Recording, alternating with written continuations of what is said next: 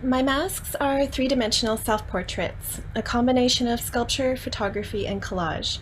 I typically use papier-mâché and printed photographs to construct them, but I'm always experimenting with different materials. I'm using masks as a metaphor for persona, self-image, and identity. I draw from the traditional uses of masks worn for masquerade and disguise, for example, Halloween in theater, but also for transformation, worn during ceremonies and rituals. And of course, we also use masks to shield each other from COVID, so masks are also a symbol to me as protection. Each mask is a portrait of myself in some form. I create numerous iterations of my image as a way to explore different facets of my identity and the space in between, public and private, beauty and distortion, and in my case as biracial, Japanese and Caucasian. By keeping my image a constant, I am able to make variations of myself and further explore my heritage, experiences, and perceptions, making them visible, tangible, and wearable. Ironically, my face is on the front of the mask, at the same time concealing my face behind it.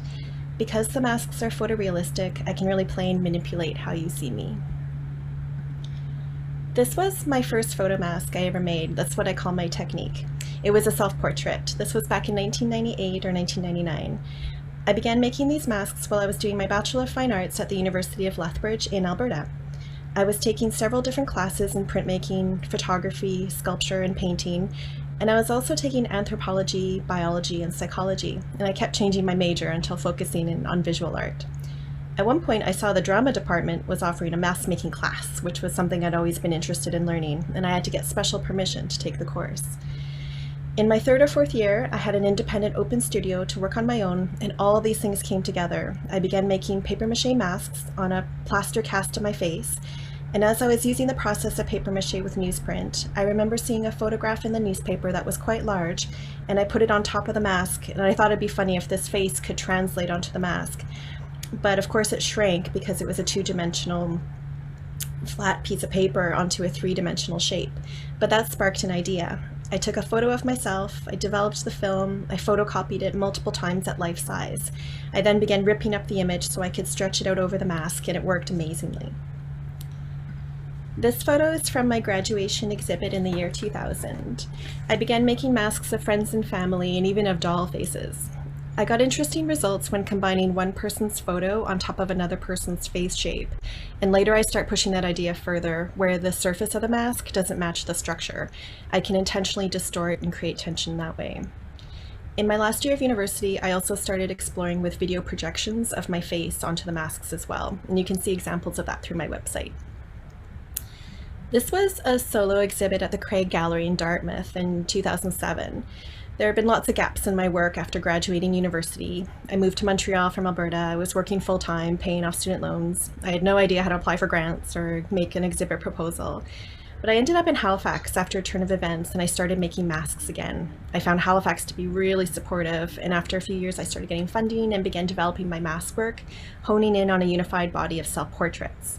A couple of reasons for this. One, it was a way to simplify my work. I always had access and permission with my own face, and it made sense to create a body of work where there was an anchor, with variations streaming out from there as a way to explore my identity. I tried to keep up with making artwork, but then I had a baby, which halted everything for about 10 years. Well, fast forward to 3 years ago when I was invited to exhibit my masks at the Japanese Canadian Cultural Centre Gallery in Toronto, alongside Ottawa artist Norman Takauchi, who I'm so pleased is actually listening tonight. This exhibit was curated by Bryce Canberra, which was such an honor. This was a huge, long space, and although I had about 30 masks in my collection at the time, I knew I needed to make more to fit the space well. Well, this was just the spark I needed to get back in the studio. I applied for a creation grant to make new work from Arts Nova Scotia, and I was successful. And I made over 30 new masks in 6 months. So in the end, I had over 60 masks to exhibit. And this is a photo of that exhibit in 2019, and Norman's paintings were on the opposite wall. This was a huge turning point for me. Not only did I get back into the studio, and I haven't stopped, it was also the first time I was recognized as a Japanese Canadian artist, and I began seeing myself that way too. I used to think that because I'm only half Japanese, I couldn't call myself that, but this exhibit was a game changer for me. This exhibit was also such a highlight for me because at the exact same time my mom was part of an exhibit at the ROM with a couple of her sculptures, and all our family met up in Toronto for the openings, and it was so amazing. And I think my mom's here tonight, so I just want to say hello to her too. The masks that are hanging here in the foreground are actually at the Gallery 101 right now, and I'll talk about them here.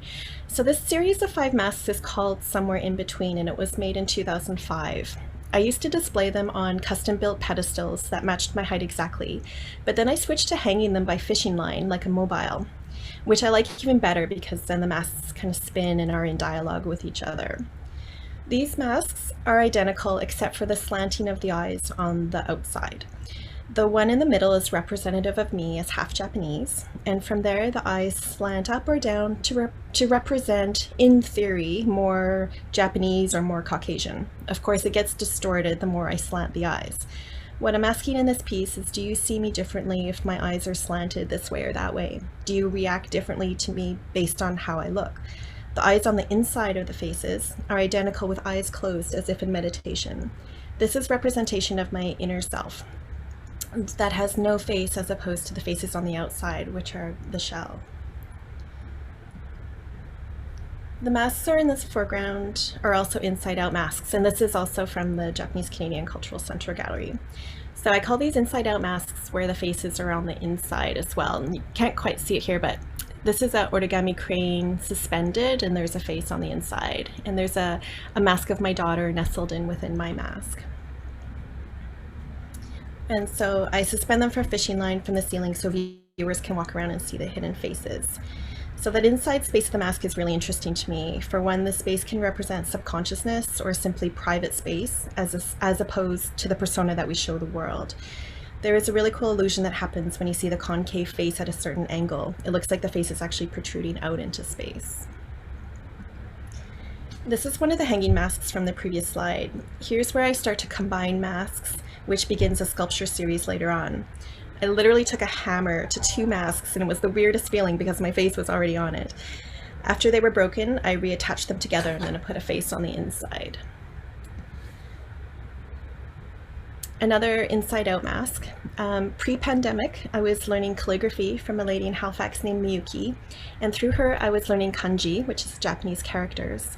This was great on so many levels. So for one, I was learning some of the language, and there's a whole history there with my mom's past and how she lost her language due to racism and the internment of Japanese Canadians in World War II.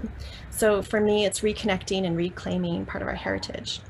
And 2, the art form in itself is extremely meditative and it's so beautiful, and it wasn't long before I started incorporating it into my masks. These are 2 kanji characters for inside and outside painted on my face, and again these are 2 masks combined together. This is some newer work I made in 2020. I'm always trying to find new ways to combine masks together. This one marks a departure in my work because up until this point I was making them as ornamental pieces to go on the wall, but I actually only just started wearing them recently. Here I use video and photography to document the process because I can't see through the majority of them, and then I find still frames that I really like. Here again I'm playing with that inside space and the illusion created even though the face is concave. So this face actually goes inward as opposed to outward. Here are 4 masks combined together. You can also see hidden faces on the inside of these ones too. I originally made this one simply as a sculptural piece, but one day I was trying on some of my other masks for a photo shoot, and this one was close by, so I thought I would try it on too. And this was a eureka moment for me once I saw the footage. I loved the faces fanning out from each other and capturing a glimpse of the hidden faces. But when I saw what I looked like when I balanced this mask on my face and it changed my body with this elongated neck, I was really freaked out, but I was really happy. This sparked more ideas with how I can use masks to change my body and become something creature-like or other by placing masks on different parts of my body, like on the back of my head or when I'm upside down. I'm still interested to push how I can make more mask sculptures. I was introduced to this medium called flexible slip, which is a mix of latex and clay. I had to do the opposite of what I usually do, which is I make my masks on top of a plaster cast of my face. And this time I had to pour this stinky liquid into a negative mold of myself. After it was mostly dry, it was still flexible and I could turn them inside out or roll them up. So it was really fun to play with. These sculptures are a part of the exhibit at Gallery 101, and this beautiful photograph is taken by Christina Corey, who is also a gallery admin. Recently, a photo of them was on the cover of an online magazine called Art Reveal, based out of Germany, in which I was a featured and cover artist, which was such an honor. And if you want to see a link to the magazine, I have one on my website. And here's me wearing one of the sculptures as a mask. You can see this piece is partially inverted when you see it from the side. And the photo on the right is actually the back of the sculpture, but I really love it because it erases my features completely. These 4 masks are probably my 4 favorite if I had to pick. These are all included in the Gallery 101 as masks hanging on the wall. The one that's split down the middle is probably one of my favorite masks. It was made in 2018, and the past fall I made the other ones inspired by that one. It's also become one of my more famous masks, and to make it I literally took a saw and cut my face down the middle and then reattached it. But I love how it can represent being mixed race or having a split personality or feeling different on the inside than what we present on the outside, thus becoming misaligned, which is what I call this series. So this past fall I wanted to do more like it, so I started cutting up my masks horizontally, diagonally, in strips. I love the result of misaligning my features. We all know what they're supposed to look like, so there's tension created by intentionally distorting or shifting the masks off center. And here's how they look beautifully lit in the gallery. And I love this photo that Christina took, so I put that in there too.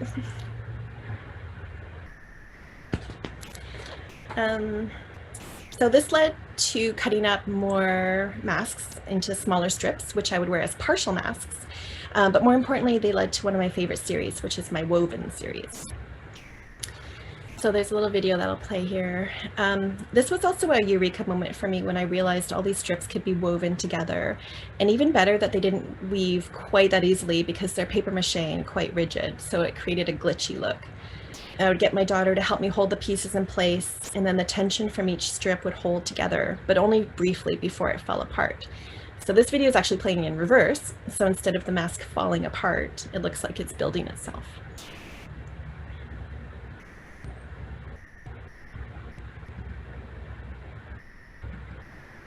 This led to the next variation, which was making the strips diagonally, and this is also one of my favorites.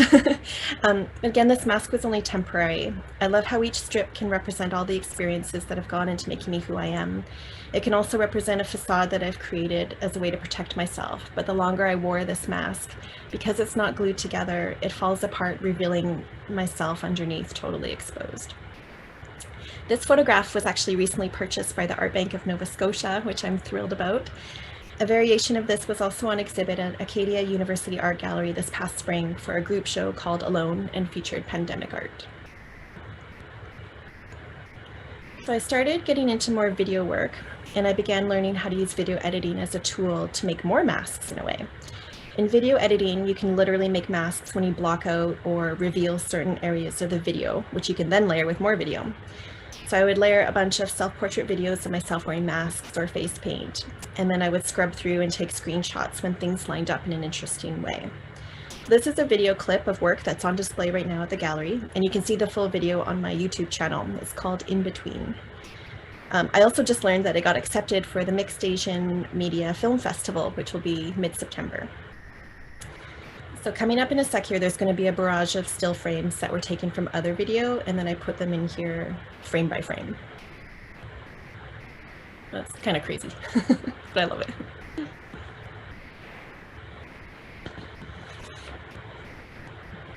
So these are some of the still frames that were in that fast-moving clip. I love working with layers because they again reflect masking, concealing, and revealing. And some of these are on display in the gallery right now. The top left and the bottom right, and then I had another one printed for the show, and you can see them here installed in the gallery, beautifully lit. I'm also always looking for innovative ways to mask myself. I printed some of these photos that I just showed you so they were life-size and mounted on board, and one day I decided to wear the photos themselves as masks, and I loved the results. This image here is a compilation of that and was also recently purchased by the Art Bank of Nova Scotia. I see these as digital masks, and it can relate to different personas we have online and through Zoom, for example. So these two masks are in the gallery right now. Usually when I'm making the photo collage on the mask, I cut up the pieces of the photograph and glue them back together to form the face. But I made these by ripping it up instead, and which gives a really cool texture, but it also takes way longer. The one on the left shows cracks in between the skin, and in this case it's Japanese writing, so it's a reference for being half Japanese. And this is how the gallery installed them, which I love. So the line down the middle is a corner of the gallery, and so the masks face each other slightly and appear to be talking to each other, which I really love. These masks are also part of the exhibit. I call them shift masks because the faces are shifted off center. Here I am looking at the mask in layers, where the surface of the mask is different from the structure, and the face isn't lined up where it should be, and because of that, distortions occur. I always think of these ones as faces falling off the mask as if they were separate. To me, it's a matter of the inner world not lining up with the outer persona. I use a lot of layers in my work as a way to reveal or conceal my face, depending on how you want to look at it. These masks are part of the exhibit as well. Here I'm using thermoplastic and fabric, which I can mold and cut up and reattach to the masks. I see these as opening up like a flower to reveal the inner self. And here I'm using rice paper with the same ideas and making it appear as if the faces are breaking through that outer layer which was covering them, or that outer layer is being lifted or pulled down. These are some examples of Japanese-inspired masks that I've made. I've blended my image with characters from Japanese culture into my masks and blended them in with my self-portrait. I draw inspiration from different characters from pop culture, folklore, theater, different kinds of dolls, and lately I'm researching yokai, which are demons or ghosts. And 3 of these masks are in the show as well. So one is my attempt at melding my self-portrait with a no mask, but obviously real no masks are created by years of experienced wood carving, and this is paper mache. I also am imitating kabuki face paint, and the other is based on a robot geisha from the comic and movie Ghost in the Shell. These are also in the exhibit. These are all self-portraits based on AI outcomes when I fed over 100 images of different masks that I've made into Playform, which is a great software program for artists to use.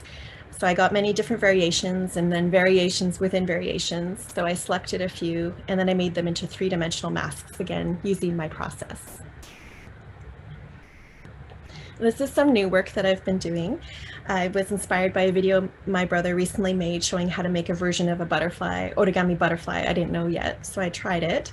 But the only paper I had lying around was from my masks and it had my face on it. I thought it'd be so cool if the eyes ended up on the wings, but the face got folded up inside. So I had to figure out how to map it out so my features would land where I wanted for each design, which is really challenging and fun. And these are actually on display right now in a group jury show in Texas. And of course, as a mask maker, I had to do a series of photos with these where I wear them as masks or partial masks. It's playful, but it's also a really great way I can combine something like this from my heritage and youth into my mask making practice. And I'll end it here with this image, although I have lots more I could show you. Most of us wear masks in our everyday life, and I'm not just talking about the literal masks we're wearing these days during COVID times.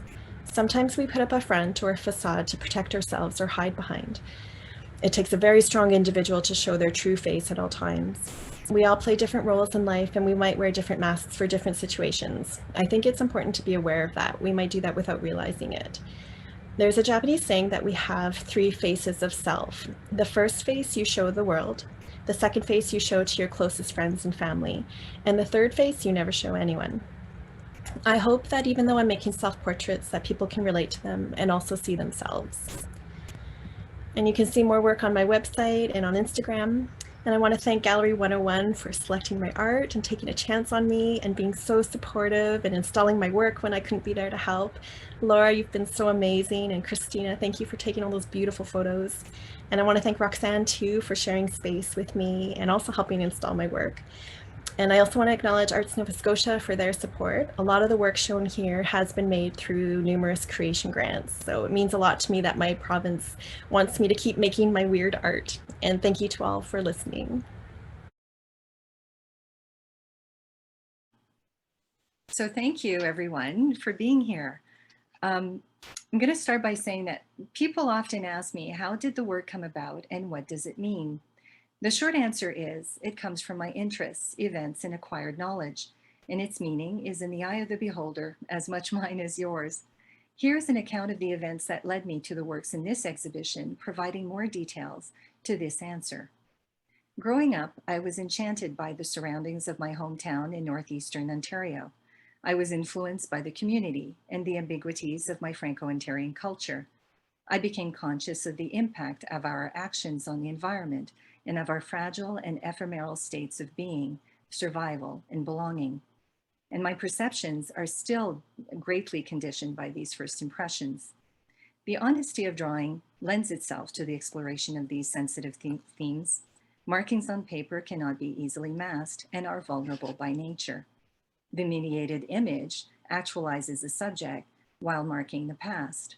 The narrative text suggests culture, history, a means to tell one's story. In the virtual world, our essential experience is limited to what we see and hear. Touch, which is essential to the development of one's sense of self from birth, may seem available but is unsatisfied. By nature, a book is handled and provides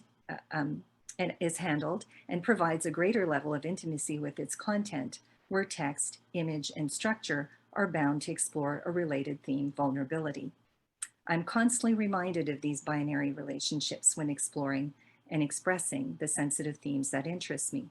Text, image, original, facsimile, single, multiple, physical, virtual, private, public, past, present, female, male, life, death, nature, culture. Water, whether as iconography or source of inspiration, is often found in my work. An example, and let's see if I can get this to work. There we go. An example is a series of drawings I created in 2010 based on illustrations and instructions found in manuals that had served for my training as a lifeguard when I was a young adult. Incidentally, the main income that financed my university education in the visual arts.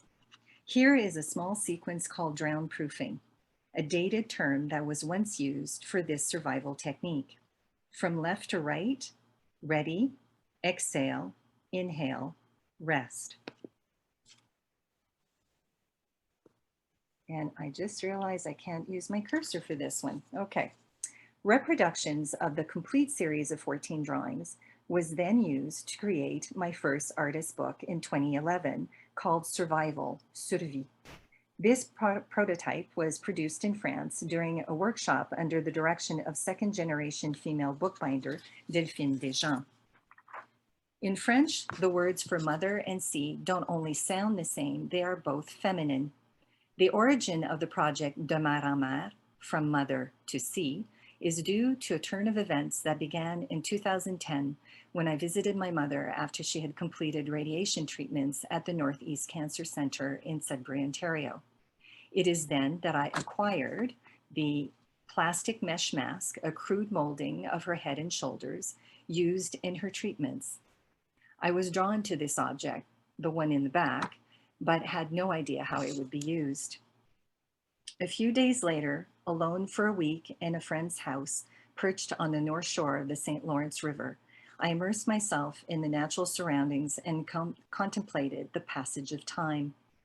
This river, which is unfamiliar to me, at the time at least, gave me a taste for the sea and distant lands, recalling the dissipated memories of French, Acadian, Indigenous, Quebecois, Franco-Ontarian, and other female ancestors. The mask stayed under a table in my studio for several months before I started working on the drawings. I completed 11 of them between 2011 and 2012, which started with this one. They are of mixed conte, charcoal, and graphite on Maidstone paper measuring 25 by 38 inches, which is approximately 65 by 96 centimeters. And the three you've just seen are in the exhibition just in front of the book.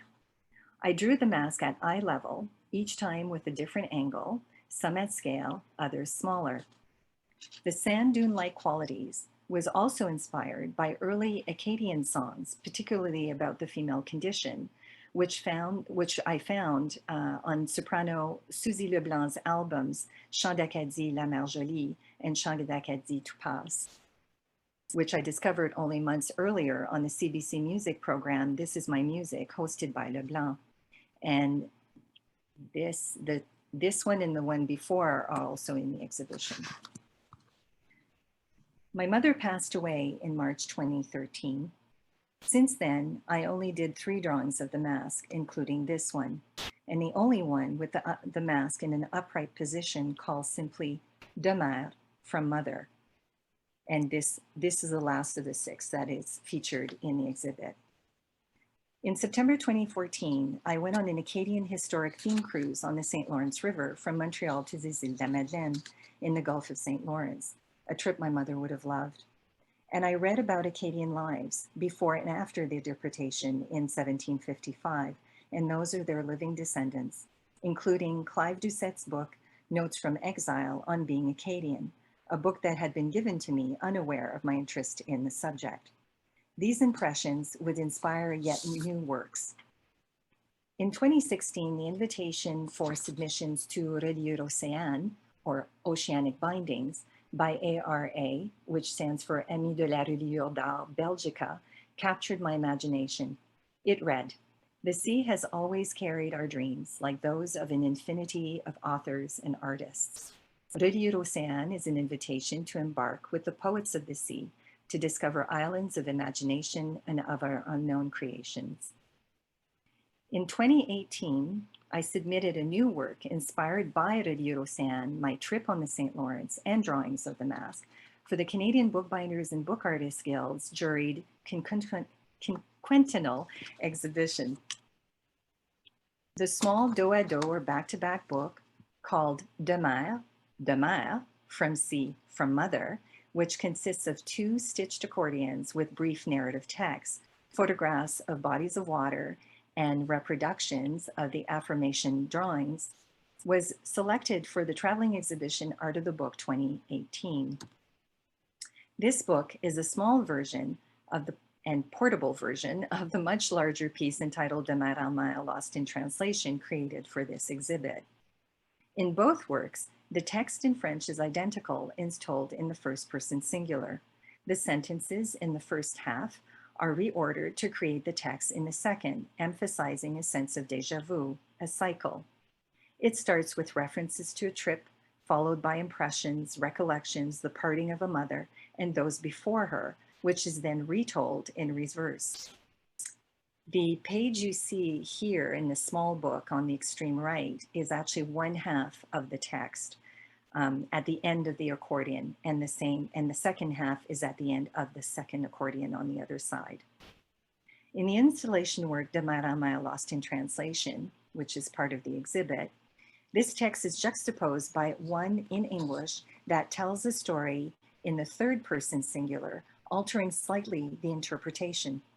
The 18 inkjet printed sheets, half with text, the other with images, are folded and sewn on a freestanding structure modeled on the early Canadian table. It measures 60 centimeters wide by 2.4 meters long. The images of bodies of water include those of the St. Lawrence, which I captured from the boat during the cruise, and lakes in northeastern Ontario. So this one, the background images of the St. Lawrence, and the one in the foreground is taken at Gull Lake. And the next 2 were taken at Lake Nipissing.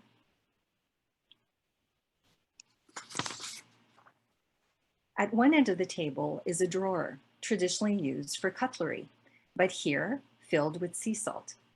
Upon reaching the other end of the structure, a hole in the table is revealed. It is the size of a plate under which sandwiched pieces of rippled glass cast a reflection, an impression of water. Only one viewer at a time can turn the pages of the never-ending book, a loop, a cycle. The completion of this work was made possible thanks to the financial support of the Ontario Arts Council and to the invaluable carpentry skills and bookbinding assistance of Paul Champion Demers. The other work in the exhibition includes a book called Here There, and you see it on the table and on the lower left. The first prototype was produced in 2016, and the final version was done this year. It's not technically part of the Diorama project, but its subject I felt was fitting. Like Diorama, Lost in Translation, its 9 signatures are spaced apart, which challenges the viewer's position while leafing through the 73 pages. Themes of nostalgia, displacement, belonging, and grief are accentuated. Its emotional text in English, to emphasize cultural ambiguity, gives voice to 2 unidentified individuals in transit. The telling of the story starts in an airport, but mainly takes place on a plane. The text is regularly interrupted by a parallel visual narrative told through color pictures of the sky and scanned black and white photographs and pages from vintage travel albums of the late 40s and 50s. The book is displayed on a small cafe table. A chair invites the viewer to sit and leaf through the pages. The trouble with books as art in museums and galleries is that they are most often displayed under glass, denying its purpose. By allowing the viewer to interact with the book as intended, it satisfies the need to touch, creating, I think, a more intimate connection with the work, while the viewer unknowingly takes on the role of performer. Juxtaposed to Miya's masks, our works reveal a broader, perhaps even an unknown context, sure to inform viewer and artist alike, an experience that could not have been possible without Gallery 101, Laura, and Miya. Add a pandemic in the mix, and our works may possess a more sensitive and deeper meaning. I'd like to thank everyone who came to see the exhibition and shared their thoughts, and thank you for listening.